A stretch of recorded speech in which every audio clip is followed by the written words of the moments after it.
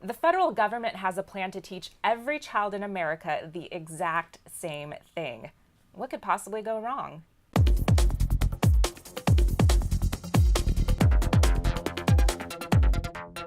I'm Alexis Garcia with Cal Watchdog's Calle.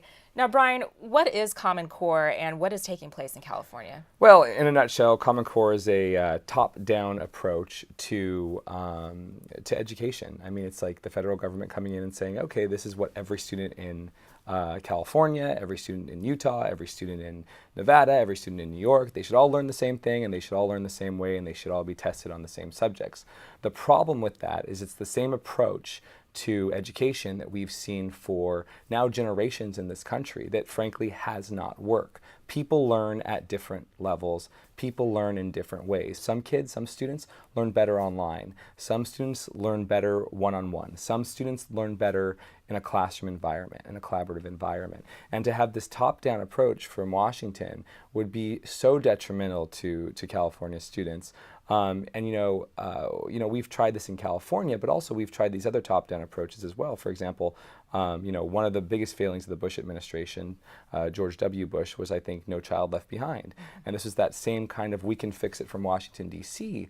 But what is not being taken into account in these discussions is that there's really cool people like the Khan Academy, for example, who are doing innovative things locally in a way to kind of build a new education platform, a education base.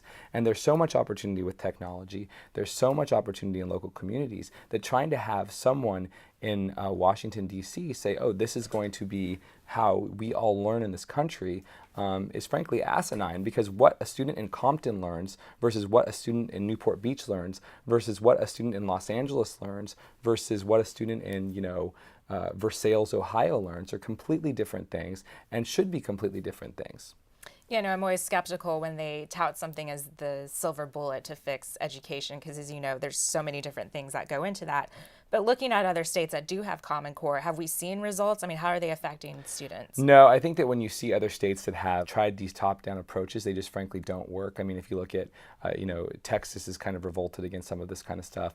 I think that one of the best cases in the country in terms of education reform that's working, and it has worked, is in both Florida and Louisiana. And in Florida, you had Jeb Bush, who was the catalyst for that. And he basically instituted some school choice. He graded schools and ranked schools. And you saw a turnaround in the education system in Florida. It wasn't a top-down approach. It was like, look, you need local resources. Do it at the local level, figure things out at the local level. Same with Louisiana, which had an up after Hurricane Katrina. It was very interesting. The entire education infrastructure in Louisiana essentially collapsed, right? Because the schools were taken down, teachers moved, students moved, so the infrastructure was gone. So it took a catastrophe to kind of rebuild education. And what you've seen is more charter schools, probably more homeschooling, more technology-based education, and better learning outcomes. And you're already seeing Louisiana have better test scores and a move towards a very positive direction in terms of education progress.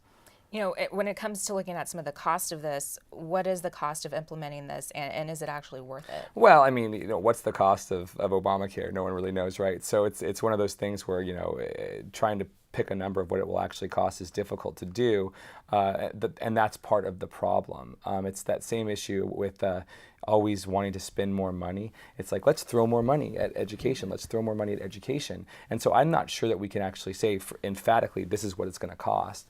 But the cost is not the point, I think. The point is that we need local schools, local parents, individuals making the decisions for themselves, not someone who has no idea of the circumstances of one's life. Well, Brian, thank you so much. For Cal Watchdog, I'm Alexis Garcia. Don't forget to follow us on Twitter and like us on Facebook.